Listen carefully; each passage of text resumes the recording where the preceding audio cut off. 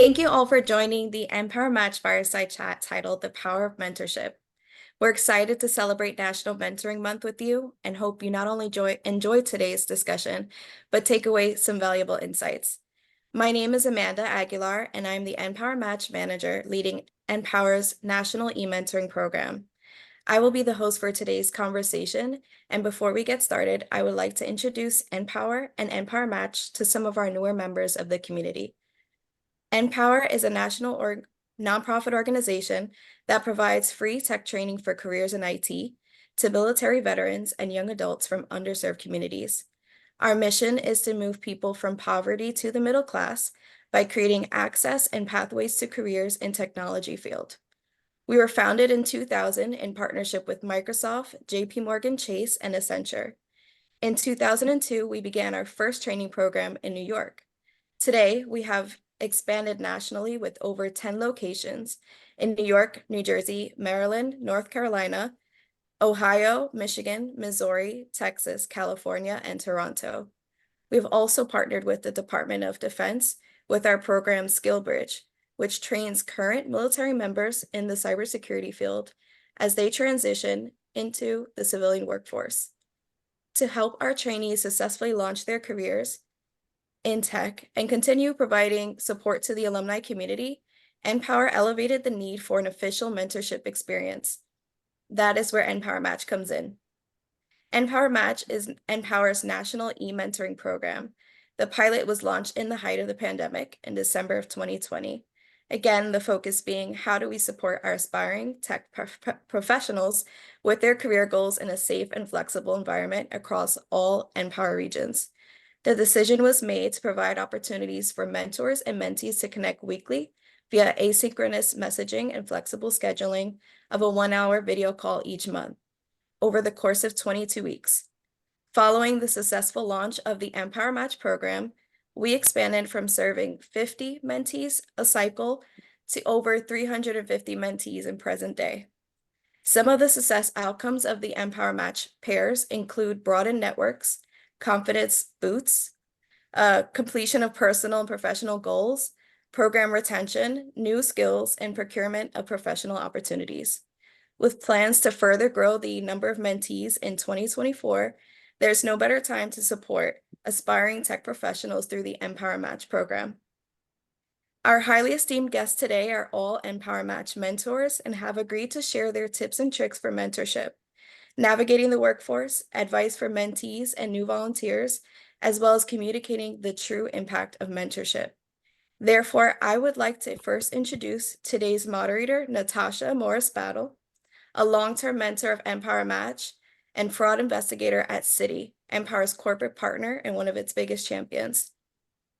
Next, I wish to introduce our long-term mentor, Jeff Cooper, who's also a cloud security architect at our corporate partner, Juniper Networks. And last but not least, I wish to introduce Naresh Kuntamala, both an NPowerMATCH mentor and delivery head for Tata Consultancy Services, another longtime partner for the NPower program. Without further ado, I will pass the mic to Natasha to help kick off today's conversation. Take it away, Natasha. Thank you so much, Amanda, and welcome everyone to our discussion. This is my first fireside chat that I will be your moderator for, and I have my two esteemed colleagues here in mentoring, Jeff and Naresh, and we're going to have a great discussion on what it takes to be a mentor and how we interact with our mentees to get the results that we do. So I'm just going to get straight into it and start off our discussion. So Naresh, one of the most important things of being a mentor that I feel is you have to have a key takeaway, something that you already know that you want your mentees to leave you with, because we only have them for about 6 months. So there are some things that you want to instill in them before that time comes to an end. For me, that is authenticity and time awareness. Everybody talks about time management. I know. But in this day and age, since COVID came along, we kind of don't fit in that box anymore. You have to be a lot more flexible when it comes to your job searching, your job development, your career development, and when looking for opportunities into entering the workforce. So for me, I push time awareness. And what I mean by that is by being aware of what you're doing and why.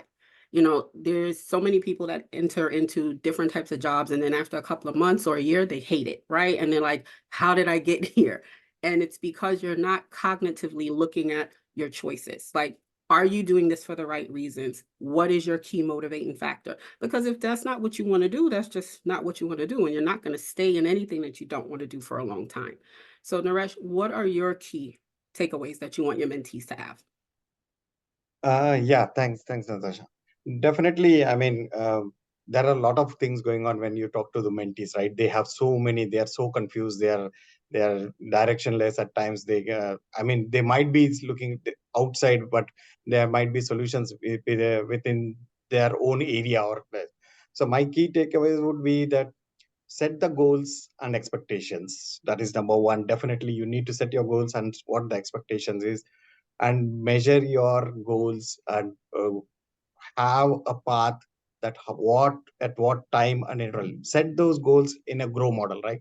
What is your goal, what is realistic, what is that you own, and what is a solution for it, Right. right? So go with that model. That's what I keep telling my mentees, that it's don't expect miracles. Correct. Need support, don't expect miracles, but the moment you are attached to a mentor, don't think that, oh, he has a magic wand or he or she has a magic wand. It doesn't work like that. So work with the mentor, get, because they are the ones who have already walked the path which you are walking now, right? So set the goals, set the expectations, and then ask your mentors and keep communicating more and more, because that is what the mentors would like to have. More communication, more ask, keep asking questions so that they can give you solutions. If they don't have solutions, they can always come back with some answers saying that, hey, though I have not been there, but I know what you can do to achieve that. Right, right, right. And same thing, Jeff. Yeah, I think part of it is just instilling and reinstilling, you can do this. I think one of the pieces that draws me to NPower is, I start off a non-traditional path as well.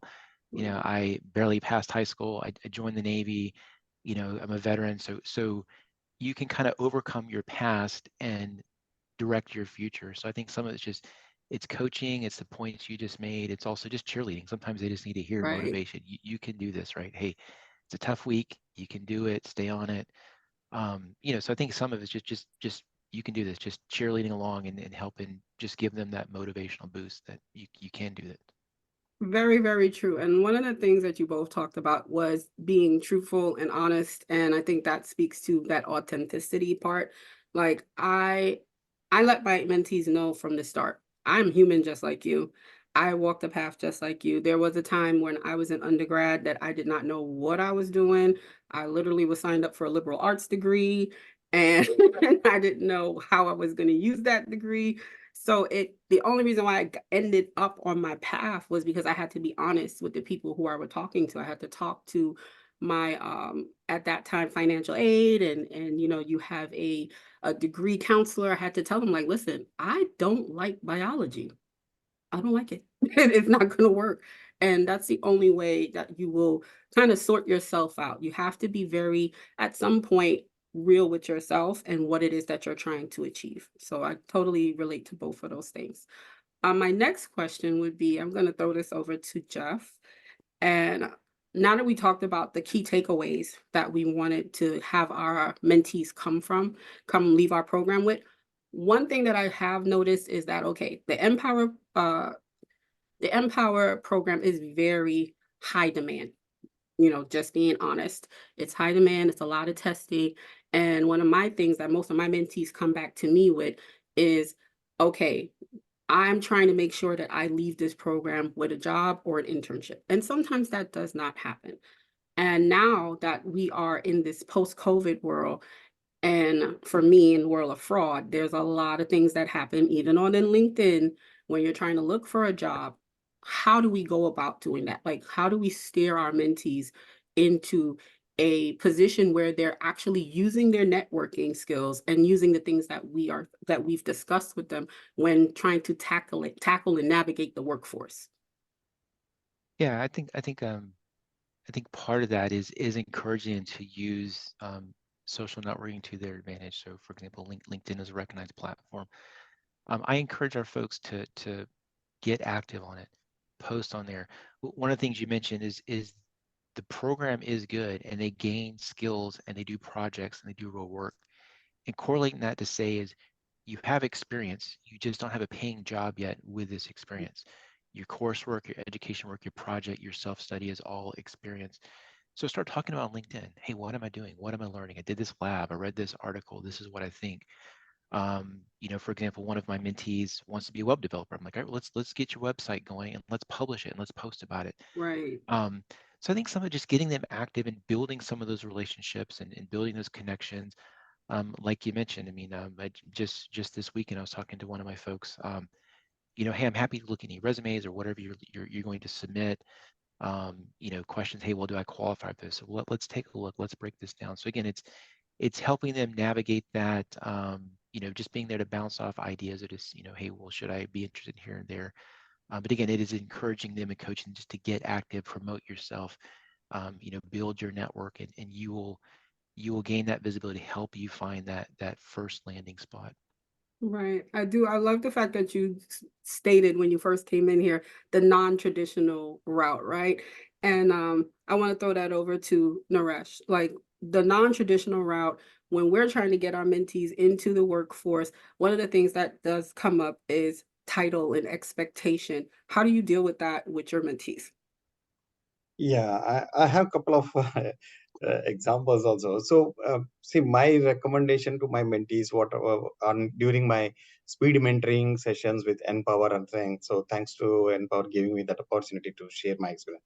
What I keep telling to the mentees is, look, just getting the course done doesn't mean that you are going to get a job, right? So, what Right. you need to do is you have built a resume, right? So let's go through the resume, like what Jeff said. Let's go through the resume. Does it meet that?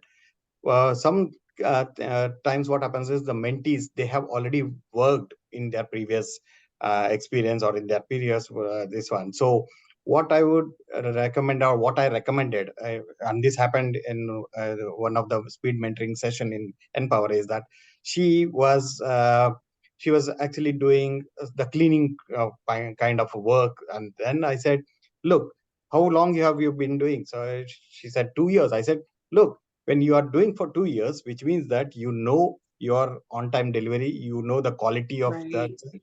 So all this matters: your time management, your delivery management, your quality management, your team management, because you are also the manager, where you assign people the task to go this room or that stairs or whatever it is, right? So you have that leadership skills, you have that team management skills. You bring those skills and let those skills talk on your resume, because that is Right. what an employer or a person who is hiring you looks for. It's not just the skills what you bring to the table from the technology perspective, it's also the other skills. Nowadays they don't call it soft skills, it's the must have skills, I would say. Exactly. Yes, I It's totally agree. Totally agree. They're not really soft skills anymore because they're so necessary, especially now that we're moving towards a more diverse and inclusive environment.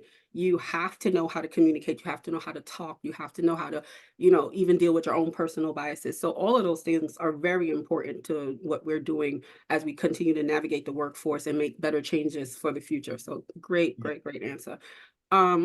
Speaking of that, I wanted to touch on those type of, when we look at the resume, right? I know for my mentees, that's a big thing because they look at the resumes and they feel like, okay, I don't have the skills that anybody's looking for.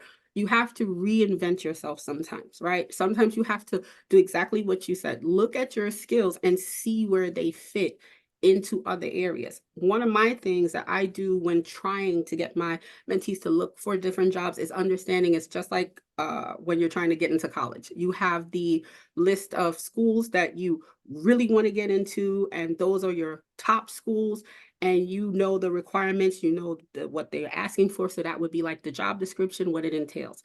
Then you have your okay schools. If I get into this school, I'm okay. I'm not going to be upset. I'm not going to be mad, but I will take this. And then you have the last resort. I have to get into school right now, and I'm willing to do this. It's the same thing when you're looking for a job. Make those lists. Tell yourself, be an honest conversation with yourself. These are the jobs that I will take based on my need right now. Like if I have to go to work right now, I don't have that cushion to wait. I need something to do right now. You would be surprised. When I started in my career in fraud, I started in a call center. I started taking phone calls. I was taking 80, 100 calls a day.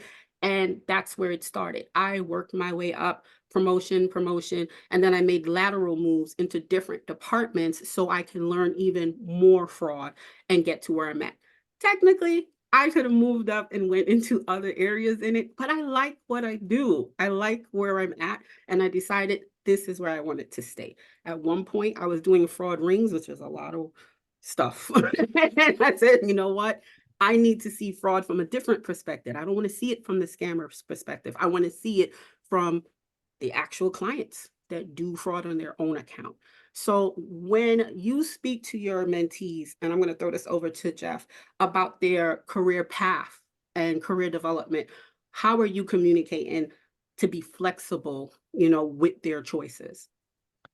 Yeah, a couple key points. So I think like many people who start in IT, you started in some kind of tech support or help desk or call center scenario. So me as well. I was actually talking to recently with one of my folks, starting in that same position, and part of that is absorb everything you can, right? So if you aspire to eventually be, a developer, well, part of what you're developing is on it, Windows and Linux and Mac machines. Learn about it. How does it work? Don't just try and just do the minimum. Try and really understand what you're doing. What can you glean from that? Similarly, I talk in terms of adjacents, right? So sometimes it's hard to make this big leap from where you are to where you want to be.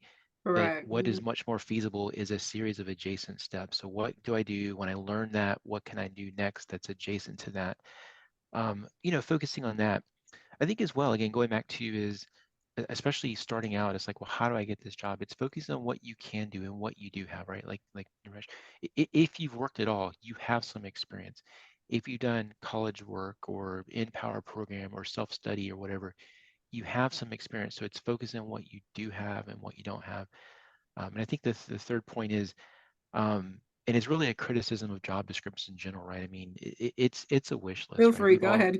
yeah, but I mean, you write this job description. It's like, well, you don't want a person, you want an IT department kind of thing. It's like, realistically. So I don't.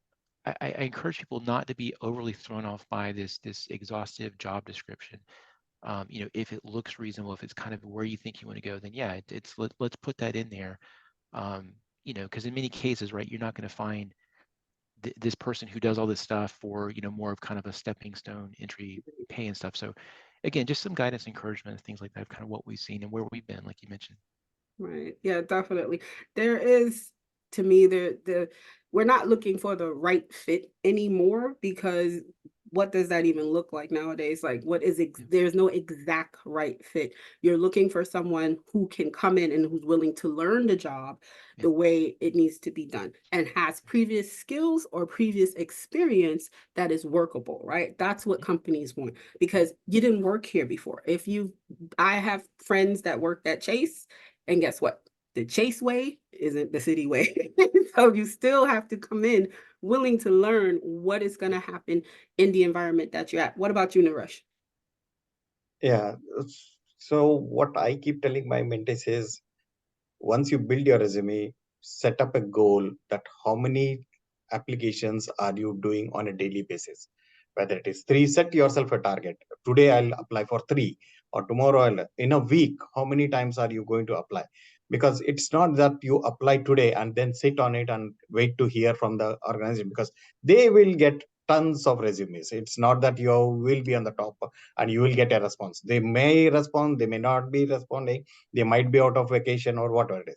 So don't leave it to them. It is you who needs the job. So go there and set a goal or a target that every day I'm going to apply for 3 jobs. It not be 10, it can be 2 also. So set yourself a target and start applying. Look, and again, like you said, fraud and scammers are always there outside in the world. So you have to, what I say is, when the job comes automatically to your email box, don't just jump and apply. Go to their website, go to that company's website, look what careers are there. Are there any relevant openings? Is it legitimate? So through that company's details, understand what the company is really doing, and what the job description, does it match, right? Do your research, because that is something which you can do on your own. You don't need anybody else. So do that research and then start applying, and then definitely you'll break. The other good example which happened with NPower mentee, 6 weeks training program, was the mentee already had a job in his own company, right? But he wants to get into IT. So he was little frustrated. I said, okay, you did this course, that's fine. And he was like a popcorn. We coined that word, popcorn. He's like a popcorn, just jumping around. No, I don't want to do project management. I want to do cybersecurity. I said, look, we set up a target. This is how you want to do, right? He said, yes, I want to get into this security. I said, okay, so let's focus, keep that goal as security and work towards it. Now you want to get into IT. So I said, how large is your organization? He said, very big. So does it have an IT department? Yes, it does have. Go to the canteen, go to the cafeteria, talk to those IT guys and see, and go to the billboard where they keep posting internal postings. Go talk to them and ask your manager if he can help, because you like what you're doing, but you want to you love what you wanted to do, right? So like and love is different. So just that, yeah, go there, talk to them. Maybe your manager will help you guide and make the connections, build your network, and voila, that guy at the end of the week 22, he was able to secure a job within his own company within IT. So I'm really proud of him, and I'm really proud of what I was able to work with him for those 6 weeks or 22 weeks. I'm really happy. So yeah, look within, you will get it. It's just not that, don't get frustrated. It's understandable. We understand that you need to do, but yeah, have some patience and keep doing your work. Yes, absolutely. There is I'm glad that you spoke on that, because looking for a job is a job. That's what it is. That's the honest truth. And if you have children at home, you may be working another job, you're trying to study for these tests. Again, this is why I push authenticity and being aware of your time, right? I know I need to sleep at least 5 hours a day. I'm just going to be honest. I'm not an 8-hour person. It's 5 hours, right? I know that that leaves the rest of my day, but I still have to eat. I still have to bathe. I still have to be human at some point, right? So when I'm looking for a job, or if I'm looking for a job, I set that goal. Okay, I'm going to spend 2 hours looking for a job. If that means writing my resume, redoing it, sending out applications, that's what I'm doing. When it comes to looking for a job, it is a job, and you still have to remember to, yes, be careful out there, because if you waste your own time or you get caught up with one of these scams, it's going to feel terrible. It's going to feel lousy. And then you're going to be like, I'm done. I don't want to do this anymore. And you just throw it out the window. But it's definitely a job, looking for a job. But this is where I need my mentees to lean on me, because yes, I do have some networks, I do have some friends, and I think it's so important what you said about talking to other people that are in the industry, that are in the market. It is totally okay. I go on LinkedIn and I see somebody talking about stuff that I like, I click like. I click love.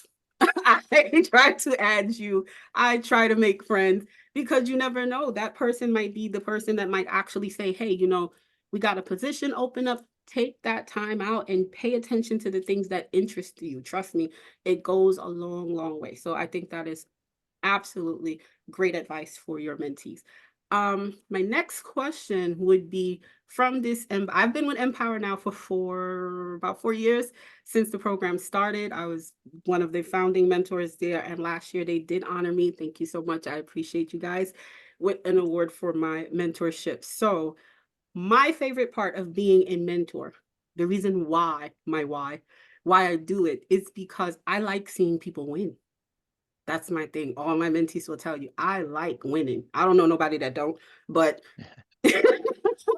I like winning. I like seeing people win. I like feeling like a winner. And that is my goal. I want us to win. And yes, I'm going to push you to win. And there are times that you may not like me and like what I have to say. And I'm okay with that. So long as you know that the goal is we're going to win. Whatever your goal is, that's what we're going to do. So I mentor because it feels good to be on the winning team. And sometimes when I take a loss, it also feels good because I don't fail. I fail forward. Like failure is not an option. I fail forward because whatever has happened then, it's going to push me to do better and take that information and go forward. So that is the goal. What is it for you, Naresh? So for me, why I do mentor, if I would put it that it motivates me. Definitely, and it inspires me as well, because when I'm able to make a difference in somebody's life and I'm able to show a different perspective, because mentoring is all showing the different perspective and making them aware that, hey, there is a different angle or different way of looking. So if that person is able to achieve what he's able to do with my guidance and my support, that motivates me and inspires me, and that increases my leadership skills as well. So that really motivates me. Yes, I agree. It definitely refines our leadership skills and keeps us, abreast of what it is that we need to do as leaders. I totally agree with that. What about you, Jeff? Yeah, I think part of it goes back to, again, just kind of coming through a non-traditional background to get here, helping them again, just to encourage that you can do that. I think part of it too is sometimes people just need to hear the truth, and it's the speak the truth in love kind of thing. But one of my sessions, right, we went through week after week after week, and it was just at some point I'm just like, look, let's just saying this because I'm here to help you, and you need to hear this, right? So just sometimes just some critique, and it's like, hey, these are some things that are really you got to work on. And until you do this, you're always going to have these. You're just going to repeat. Right. Again, because you spend some time investing. Hopefully, they take that the right way and stuff, and you're not, there's no downfall if I say something you don't like. That's fine. I just remind these people, the folks, hey, I'm just an opinion, right? But sometimes it is just being able to be just really blunt when some needs that. And again, I mean, you look back at yourself, right? If you didn't have those people along the way too, you probably wouldn't be where you are as well. So sometimes Absolutely. you need the encouragement, you need the coaching. Sometimes you just need the tough love. So I think it's that, and like ultimately, like you, I mean, to win, to move folks forward, to help them get to that next step. And again, the encouragement where the folks we meet through the program still ping us on a regular basis and stuff like Yes. that. Hey, have a question, or what do you think about this? So I think that's an indication that you did okay, right? You didn't cross the line. You helped them, and they want to come back and continue that. So that's rewarding, encouraging. Yeah, it is a very rewarding experience, and I do love it. So I agree with you. There is a lot of reward, and that's a part of building your network. Like this is one of the perfect instances between us as mentors and them as mentee. This is what a network situation looks like. You have an experience with someone, you share that struggle, and then you have that bond. So when you head out into our real world, you have at least one person that knows you when that time happened. Like when I was a teacher, I have my teacher friends and they're still teaching. I'm not, but we still have that bond that, if I decided to go back to teaching, if I decided to go to professor, that's my stronghold right there. That's my backbone. So that's like one of the other things that I try to tell my mentees that, look, we might be together for 6 months, but our relationship is totally dependent on you. If you want to continue reaching out to me afterwards, my phone number is not going to change. My text, I didn't block you. we're fine. I'm okay with that. Most mentors that I know, they are also okay with it because you spent an ample amount of time with this person. I wanted to touch on another uncomfortable subject, and it's imposter syndrome. I've seen that in most of my mentees after they get the certification. They do not feel like they are what they've done. So how do you deal with reassuring them that they have made that achievement? You can do this. How do you go about reassuring them with that? I'm going to start with Naresh. Yeah, I mean, I get this a lot with that now. Like I said earlier, that I have done the CompTIA, I have done this course, I have done that. Now what? I don't know whether whatever I have done, is it right or not? So one good thing what happens with me, with my mentees, is that I keep talking, I keep probing questions, I keep asking them, okay, you have done this, okay, so what did you learn from that? What did you learn from that? Because there is always a learning, right? But it's Right. not just a run. So if you have learned, that is an achievement itself, right? So that is the point which I try to bring with them, that you have learned, you have completed that course, and then now you try to use where you want to go. Let's go there. If you feel that, oh, I have learned this, but I don't know whether I'm on the right track for my path. Like, for example, I want to get into AI, or I want to get into cloud. Then I said, okay, there are a lot of clouds courses by Right. provided by Google or Microsoft or anybody. So there are a lot of free courses available. LinkedIn has, Udemy has. Go and take those courses. Try to take as much as courses are available on that, and then you see that, okay, whatever where you want to go, are you able to reach that?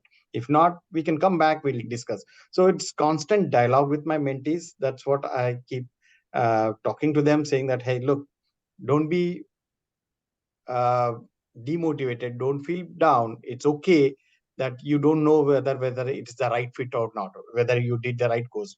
That's okay, that at least you took the first step. So all they need is the push. You took the first step, now let's go to the next step, and then see what really inspires you. So one good thing what I keep telling my mentees, and they'll really appreciate it, is what are you good at, right? For example, I was talking to one of the mentee, is that I'm good at DIY, right? During the weekends, I do DIY. Then I said, okay, if you are good at DIY, why don't you look at infrastructure? That is something where you build, because that's all it's about, building hardware and so. So you like to touch and feel the things, then infrastructure is something where you would like to go build computers, build desktops and this. So why don't you look at it? So he said, voila, yeah, I really wanted. And then he started going into that direction. So it's that little push at the different perspective which we need to give to the mentees. I think that really helps them. That makes a lot of sense. Yes. So I think that will definitely help with imposter syndrome, like doing the things that you already know that you can do, and then realizing the fact that, okay, you just took this test, you just took this exam. If you still feel uneasy that you haven't really grasped the concepts, continue to educate yourself. Use those Google, use those other resources, take those online tests and exams, and see where you actually are. Get a Yep. baseline, and then you could always come back to us, check in with us, check in with NPower, and say, hey, I did these other certifications, and you know what? I didn't score as good, or maybe I scored even higher than what you expected. It works in the other way too. And that will help build your confidence, knowing that, you know what? I do know this stuff. I know it better than what I thought I know it. So that makes a whole lot of sense. What about you, Jeff? Yeah, I think first of all, I mean, I don't know, everybody has imposter syndrome. I mean, I certainly do and can relate with people when they do that, right? And um, so is at least my experience is, well, that's normal. You will have that, and that's okay. It's just how you deal with it. Again, going back to focus on what you do know, what you are good at, what you have accomplished. So it's worrying about less of what's out in front of you and kind of building on your track record of what you have done. Yeah, and similarly, it's like, well, don't don't waste time fretting about what you don't know. If you want to do something, then go take a class to go learn it, and you do know that.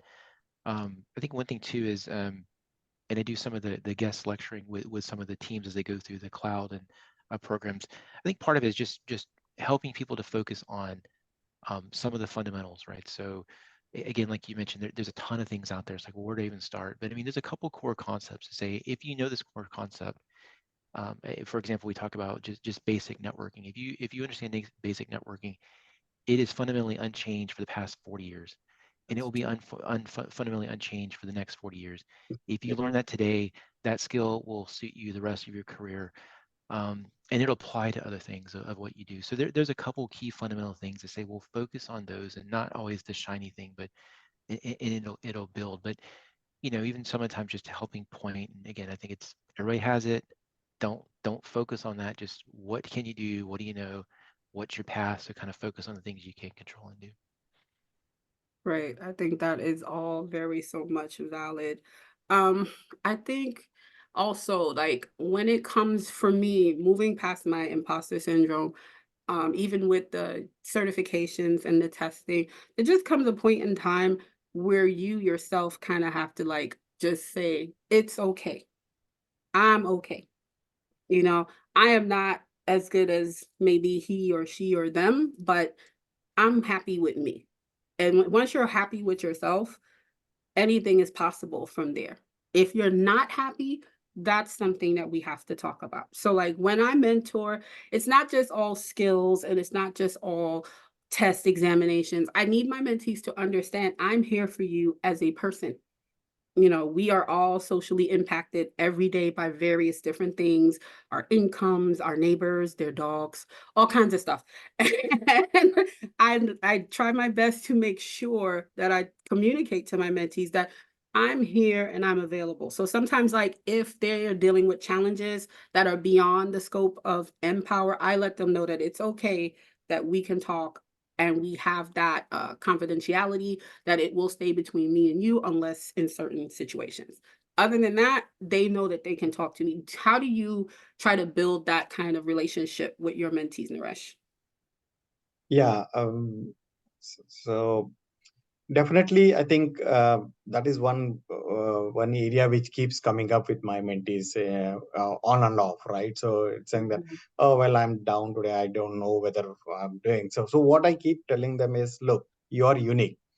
You are a unique person in this universe, not in the world, in the universe. You are here Mhm. for a reason, for a purpose, right? So you have something unique within you. There is no second copy of you. So similarly, you don't even look at others that I'm not that person, because that person is also unique like you. So don't compare. There is no point in comparing and wasting your time on your energy and you're demotivating yourself. It's, you are unique. See what you can do. And what I would keep telling them, it's okay to be off mood. Take a walk in the city park, or in your neighborhood itself, or if you have a dog, take them to walk. Don't listen to anything else. Just keep quiet and just keep walking and keep breathing and just keep yourself silent. And that will also, if that doesn't work, listen to some good music which Right. you feel that, okay, just stay away from what the negative energy, what you want, focus on the positive energy. And then that automatically will, once you are back in your zone, then start thinking, okay, what are my low hanging fruits, what do I can achieve there. Do something which really motivates you, even if it is just cleaning your desk, or just cleaning your room, or just reading one book, or writing a blog. Just write that which you feel happy about yourself, and that will bring you out of that zone where you never wanted to be in the first place, right? So that is some tips which I keep, and I think it's really working, because one of my mentees said that that really worked, and she was able to get out of that, and she was able to. So I'm glad that it people are implementing. See, what I keep telling my mentors is, it, for mentors, it is more inspiring and more rewarding when you go and implement some of those tips, and That's then come back that how it resulted.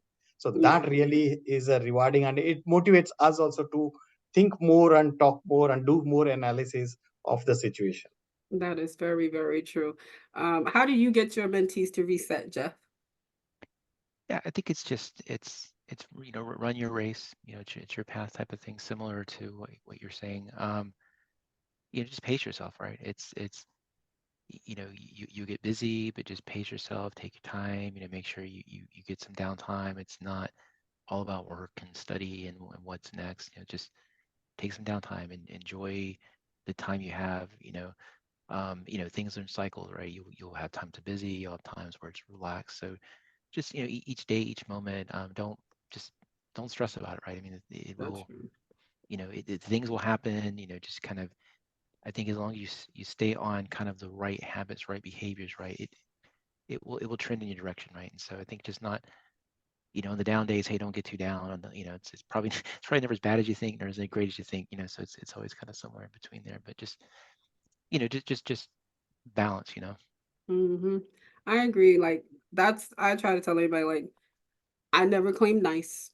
I do nice things. like that's just being honest. Never claim nice. I just do a lot of nice stuff. So it's important to remember, like my favorite coping skills for my mentees is take a breath. Just take a breath. Take a breath. Just stop everything and take that breath. And then after you exhale, give yourself a moment to like really assess your situation, really assess your surrounding, and then you will see how dire this situation really is. And then we can start making valid decisions from there. You know, I've had a mentee literally that during the time when there was a big frost in Texas and the grid went out, she was in her car and we had a whole discussion. I stayed on the phone with her for almost, I don't know, maybe an hour and some change until the lights came back on and she was able to go. And we had that discussion. Why? Because that was the situation. And this is where we were at. But she was all upset because it was just like, I don't know, I got to go to work on Monday, and it just kept piling on with stuff. And I had to say, stop. Right now, you are in a car and it is cold. Let's deal with that. Okay, let's deal with that. The rest of those, trust me, if there's one thing I know about problems, they will be there until you solve them.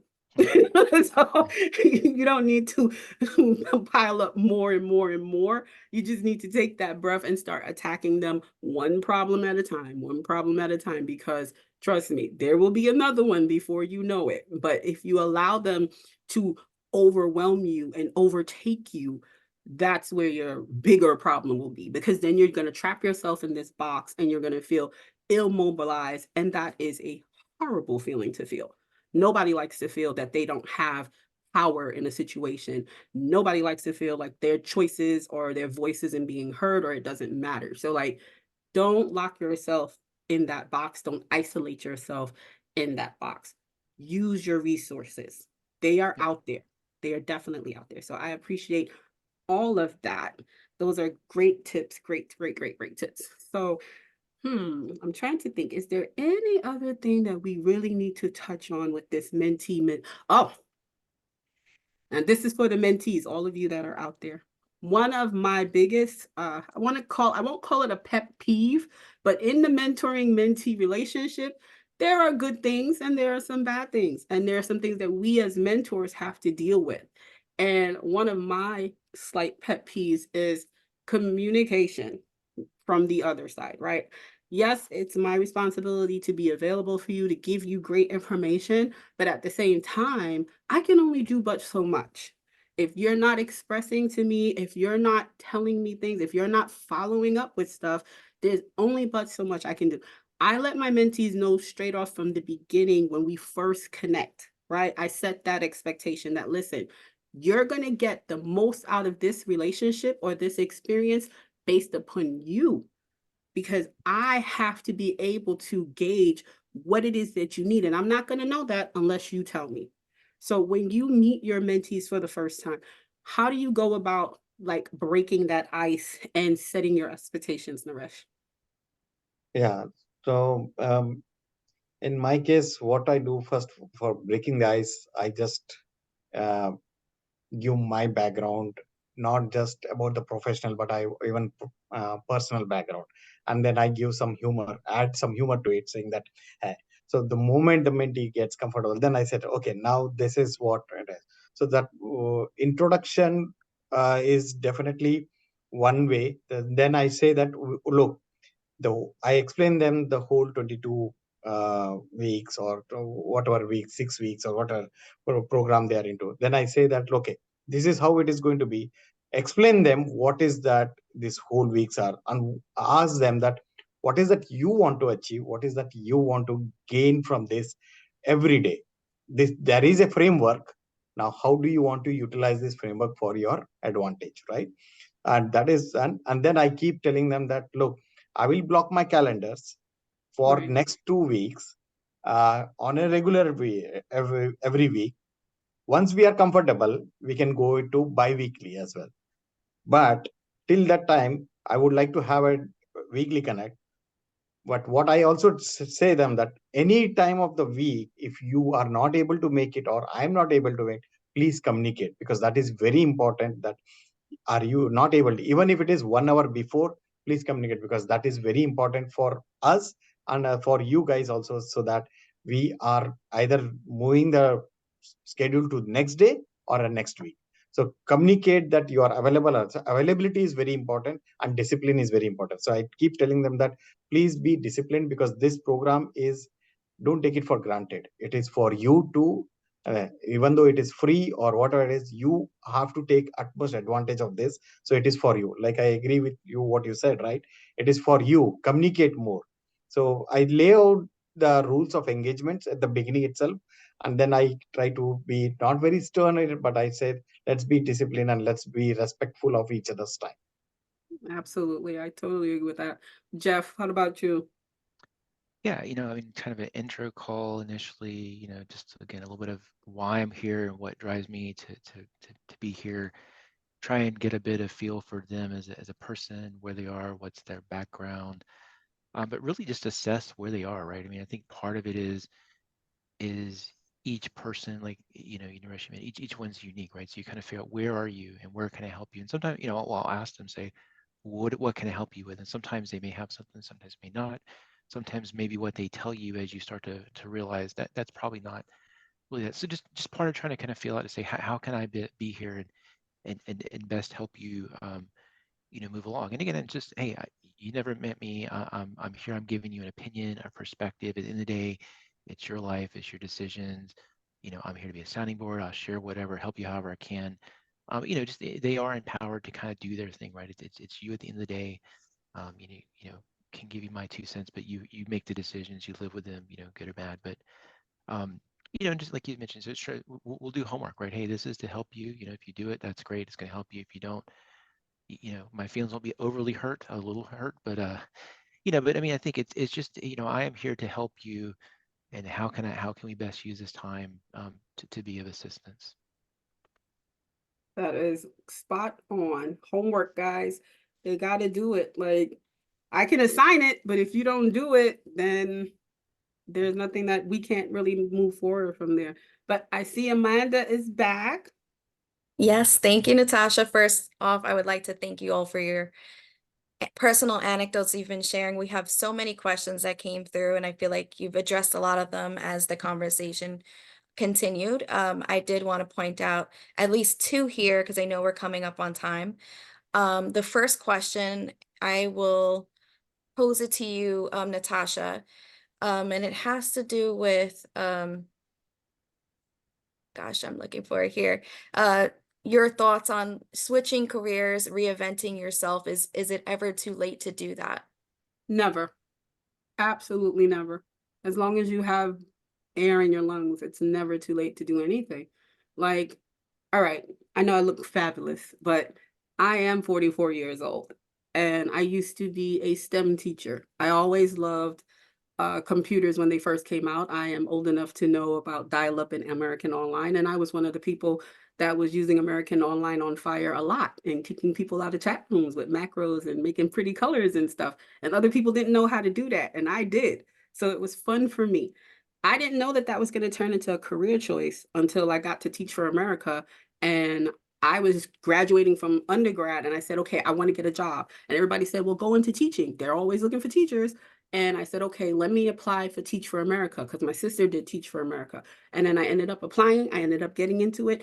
And they put me in STEM and special education because of why? Because I had prior experience with coding, and I went off to doing Ruby and MIT stuff and Scratch and an hour of code. I did all of that in teaching.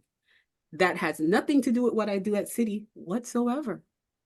So I went from teaching back into banking. Reason why Citi hired me was because before I was into teaching, I worked for Bank of America, Bank of New York, before Bellin and the merger. I was there way before the towers came down in New York City. And because I had that experience from over 10 years ago on my resume, when Citibank looked at my resume, they said, okay, she knows how to teach.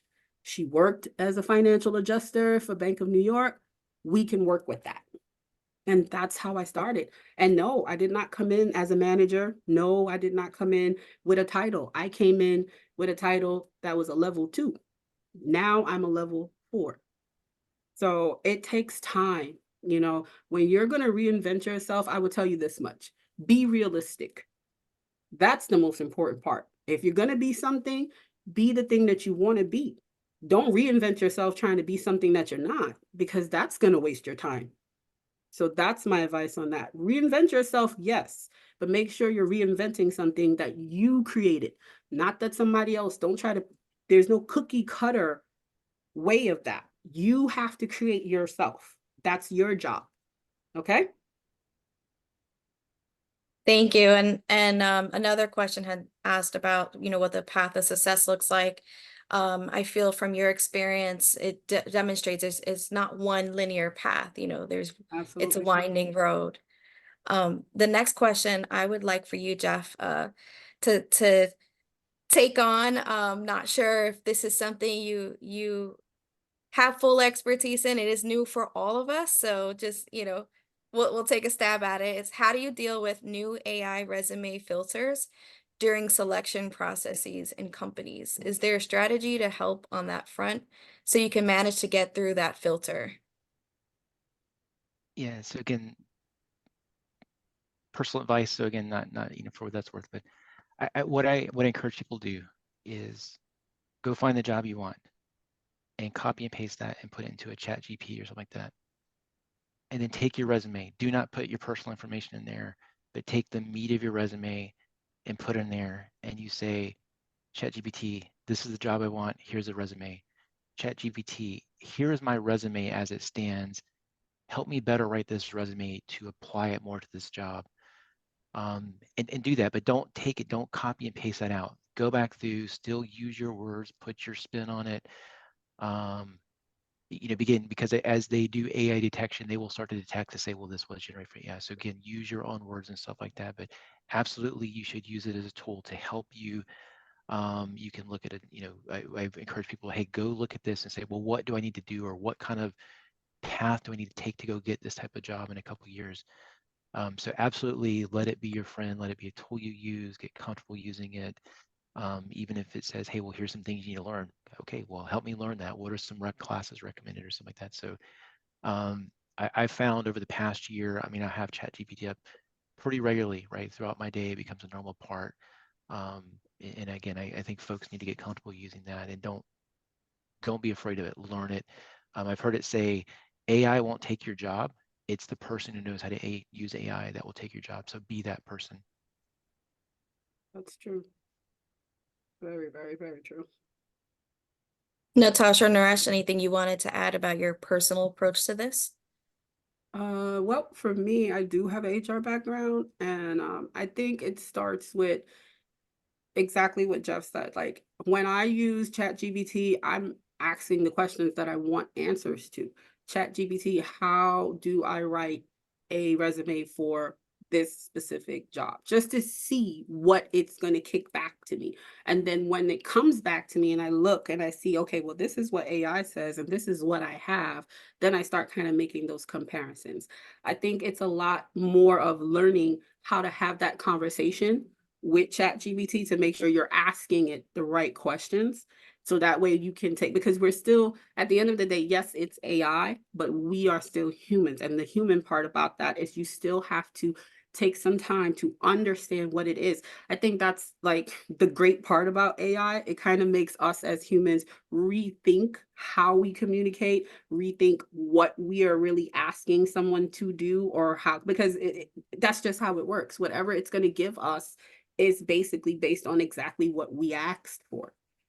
There's no, it's a very straightforward approach to it. So like when I deal with it, yes, I try to make sure that I'm asking, I try to ask a variety of questions just to see what is coming back. And then once I get that data, then I bog down into it and start breaking it down to see what the similarities and the differences are. And then I start changing up my sentences a little bit just to see what I'm going to get from there. So that's what my advice would be. Yeah, I echo what Jeff and Natasha said, that use the ChatGPT or AI as a tool for you to improve your knowledge, increase your awareness, rather than doing just copy paste, because everybody will know that this is from ChatGPT, because they know that kind of words, the kind of language ChatGPT produces, right? It's more of a, it's more mechanical. It doesn't have a human touch as of now, as if I start writing, right? So use that as a tool, but not as, to just copy paste. That is one. So one good example I would like to say. So there was one, I'll just take quick minute. There was one mentee who had attended an interview, which is a virtual interview, was done by a computer. I don't want to name the company, it's confidentially, but they had asked him certain questions and they were analyzing, and then they gave a result.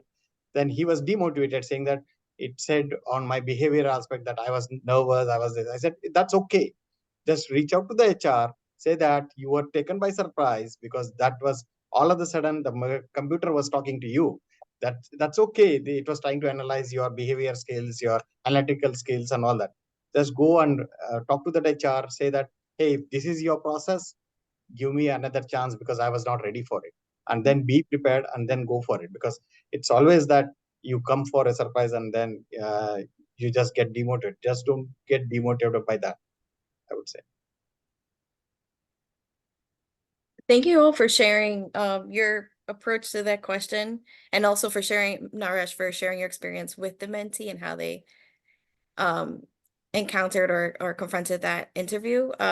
We do have additional questions, but I know we're running up on time, so I will have all of you just email the mentoring@npower.org email address. I'm putting that in the chat now. That way I can forward those questions to Natasha, Jeff, and Naresh and ensure you're still getting those answers. I know Jeff also put his LinkedIn, I believe, in the chat as well, if you'd like to connect on LinkedIn. I know our panelists will be welcome or interested in doing that as well. And lastly, I do want to take this opportunity to thank everyone for their participation in this event. So first off, with Jeff, Naresh, and Natasha, thank you so much for tackling the audience questions. You provided us with advice, encouragement, and next steps for our professional and volunteer journeys. I also would like to take this opportunity to echo the need for mentors, especially in this current professional climate. If you'd like to mentor with NPower or learn about other volunteer engagements with our trainees and alumni, please reach out to mentoring@npower.org. We will welcome our next cohort in spring of 2024. Therefore, please visit the NPowerMATCH webpage in the chat for more information. Aside from the coordination and preparation from Jeff and Naresh and Natasha, we have Citi, Tata Consultancy Service, and Juniper Network to thank for their participation in this event, for constantly helping us each cycle with the recruitment of additional mentors, and overall for supporting our program and our mission. So I did want to name them as well. And lastly, I want to thank all of you who joined as attendees today. Your presence, encouraging comments, and thoughtful questions helped to provide a great discussion today, but even a new wave of excitement for NPowerMATCH and its next phase. So thank you again. We look forward to hosting future events with you, and we'll upload today's conversation to NPower's YouTube channel. So without further ado, wishing everyone a great day, and we will again follow up with mentoring@npower.org so we can get all of your questions answered. Yes, please feel free to find me on LinkedIn. I will add you and apologize in advance if it's not right away. But thank you so much, Amanda, for this opportunity. I really enjoyed it. It was a pleasure to have this conversation with Jeff and Naresh. It was really, really enlightening. And it was very validating knowing that I'm not the only one who feels the way I feel or does the things that I do. It is an awesome, awesome program. And I thank everybody who's been involved and participating in it. And I look forward to my mentees for this year. Thank you, NPower, for giving this opportunity. I really appreciate it. Yeah. Thank you. Thank you. Have a great day, everyone. Bye-bye.